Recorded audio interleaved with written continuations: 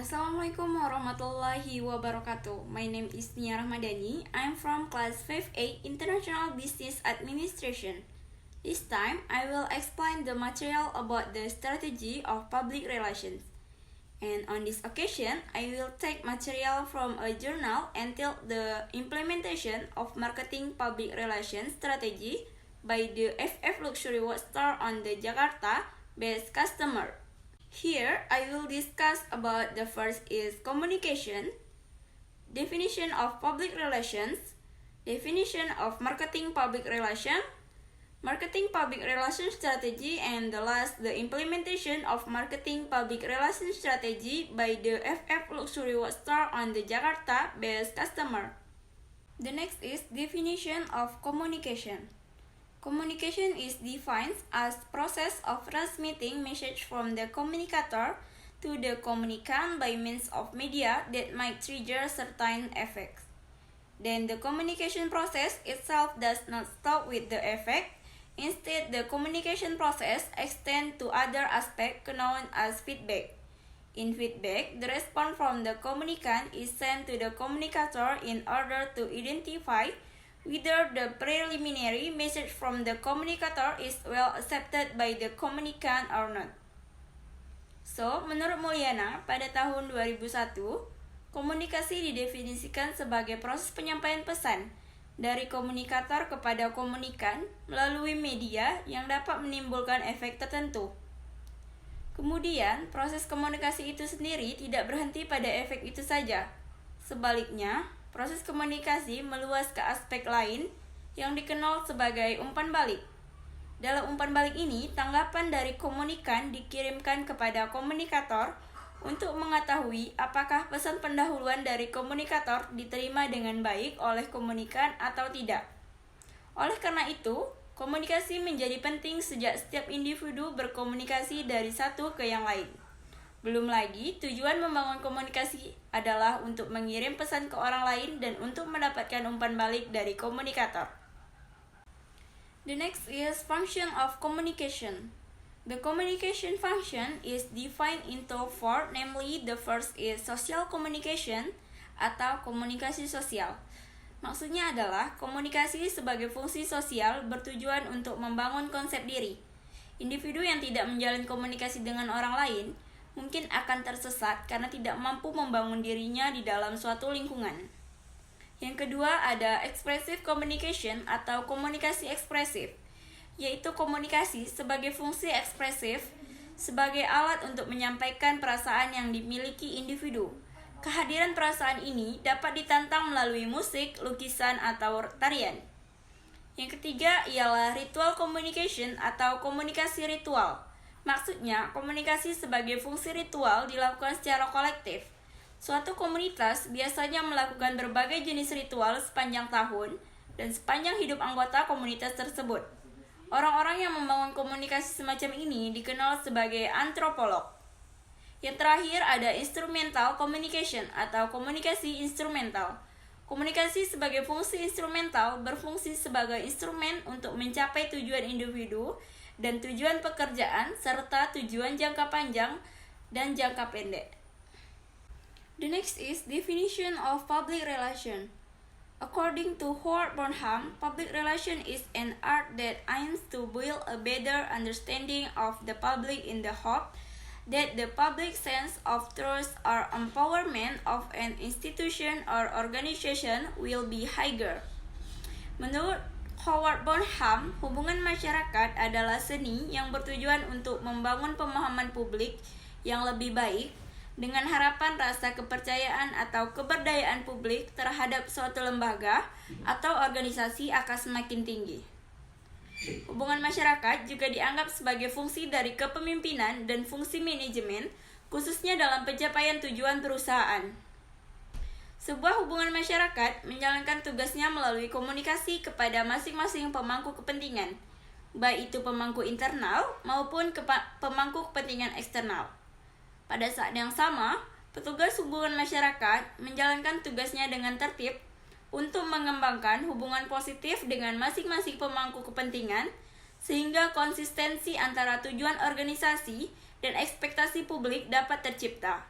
Terakhir, seorang hubungan masyarakat juga harus mengembangkan, melaksanakan, dan mengevaluasi program-program organisasi, kebijakan yang mempromosikan perdagangan pengaruh dan pemahaman antara konstitusi organisasi dan publik.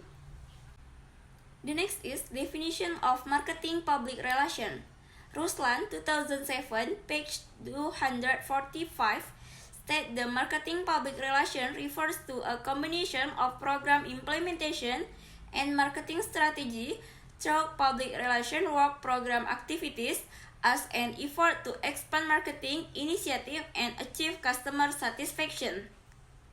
Ruslan menyatakan bahwa marketing public relation mengacu pada perpaduan pelaksanaan program dan strategi pemasaran melalui kegiatan program kerja kehumasan sebagai upaya untuk memperluas inisiatif pemasaran dan mencapai kepuasan pelanggan. Kepuasan pelanggan itu sendiri dapat dipicu dengan menggunakan informasi dan komunikasi yang dapat diandalkan sehubungan dengan kesan yang ditampilkan perusahaan. Berkaitan dengan hal tersebut, informasi dan komunikasi yang handal harus membuat produk-produk yang telah dijual sesuai dengan kebutuhan dan keinginan pelanggan. There are 4 types of marketing public relation objective, namely, the first is growing and developing the positive impression of a company in front of the stakeholder, the public, and the customer. The second is fostering the achievement of mutual understanding between the targeted customer and the company. The third is developing the marketing function by means of public relation. And the last, supporting the marketing mix. Ada 4 jenis tujuan marketing public relation, yaitu yang pertama, menumbuhkan dan mengembangkan kesan positif perusahaan di hadapan pemangku kepentingan, masyarakat, dan pelanggan. Maksudnya ialah dengan adanya marketing dapat membuat kesan positif di masyarakat sekitar. Hal ini dapat membuat sebuah perusahaan sudah memiliki citra yang baik ketika akan memasarkan sebuah produk. Yang kedua, membina tercapainya saling pengertian antara pelanggan sasaran dengan perusahaan. Maksudnya ialah ketika melakukan pemasaran sudah terjalin hubungan yang baik antara perusahaan dengan pelanggan sasaran. Hal ini dapat membuat pemasaran berjalan dengan baik. Yang ketiga, mengembangkan fungsi pemasaran melalui kehumasan, yaitu maksudnya ialah dengan marketing public relation ini dapat mengembangkan fungsi pemasaran melalui hubungan masyarakat yang diharapkan akan membuat output dari pemasaran tersebut dapat meningkatkan penjualan. Dan yang terakhir, ada mendukung bauran pemasaran. Maksudnya, dengan adanya marketing public relation, dapat mengetahui lebih jelas seluruh elemen dalam pemasaran, sehingga sumber daya yang digunakan dapat menyesuaikan elemen-elemen lainnya. The next is marketing public relations strategy. Furthermore, related to public relations marketing strategy, Rosadi 2010, page 2046, has classified public relation marketing strategy into 3 categories as follow. The first is push strategy atau strategi dorong.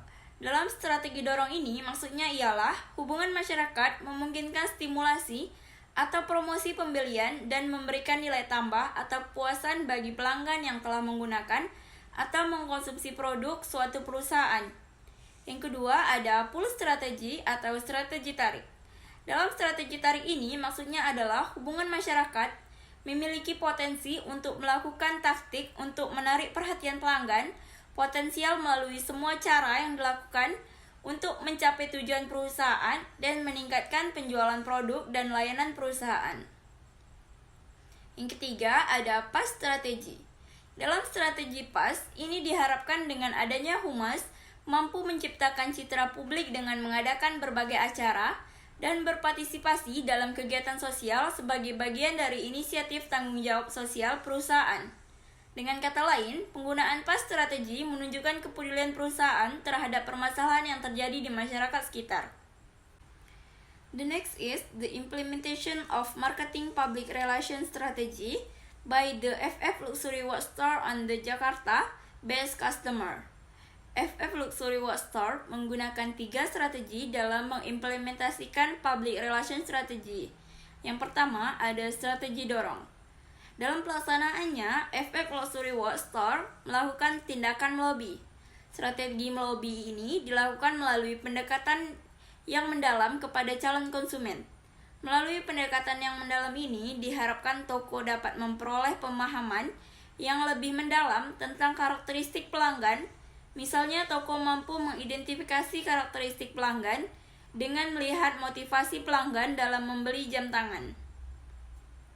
Dalam penerapan strategi lobby, informasi dan pengetahuan dapat diberikan kepada pelanggan potensial sehubungan dengan kekuatan dan kelemahan masing-masing produk, karena pelanggan telah membuat keputusan pembeliannya. Dan dengan strategi dorong ini, FF Luxury World Store berhasil menerapkan strategi lobby karena store telah mampu menyampaikan baik informasi maupun pengetahuan terkait jam tangan mewah yang diminati pelanggan. Berkaitan dengan hal tersebut, penyelenggaraan FF Luxury World Store memiliki motif tertentu berdasarkan hasil wawancara. Salah satu motif tersebut adalah untuk mendorong minat pelanggan untuk membeli produk yang ditawarkan toko. Yang kedua ada pull strategi atau strategi tarik. Tujuan utama dari strategi tarik adalah untuk membangun hubungan jangka panjang antara toko dan pelanggan. Dalam hal ini, dapat didefinisikan bahwa tujuan utama dari strategi tarik adalah untuk membangun loyalitas pelanggan kepada penjual. Berkaitan dengan hal tersebut, FF Luxury World Store telah melakukan aktivitas kehumasan pemasaran dengan memberikan potongan harga kepada pelanggan yang mengikuti berbagai event yang berkaitan dengan produk yang ditawarkan. Contohnya, kegiatan tersebut ialah fasilitas semir gratis dengan membeli produk yang dijual. Dan beberapa kegiatan FF Luxury World lainnya ialah berpartisipasi dalam berbagai acara, menyediakan layanan gratis atau poles gratis setiap pembelian, penyediaan member VVIP, dan memberikan banyak bonus. Yang ketiga, ada strategi PAS. Strategi PAS diterapkan untuk mempengaruhi atau membujuk publik dan juga untuk menciptakan opini publik yang mungkin bermanfaat bagi FF Luxury World Store. Dalam strategi, FF Luxury World Store pernah menjadi sponsor acara amal yang diselenggarakan oleh Yayasan Kanker Indonesia, sponsor acara amal untuk anak yatim piatu, serta Merdekaran yang diadakan setiap tahun dalam rangka memperingati Hari Kemerdekaan Republik Indonesia. Dan juga FF Luxury World menyelenggarakan bakti sosial di Panti Werda dan mengadakan acara penggalangan dana untuk kegiatan sosial lainnya. Okay, that is my presentation on this occasion. Saya meminta maaf apabila ada kesalahan dan kekurangan. Thank you for your attention. Assalamualaikum warahmatullahi wabarakatuh.